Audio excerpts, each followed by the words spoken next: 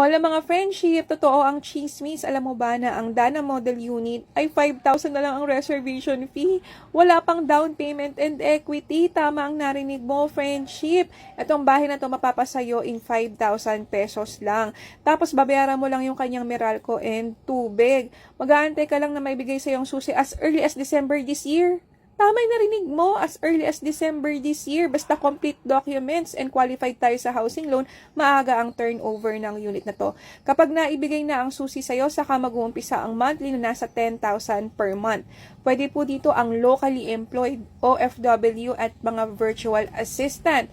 Basta po kompleto ang documents nyo, kami na ang bahalang magproseso ng housing loan application.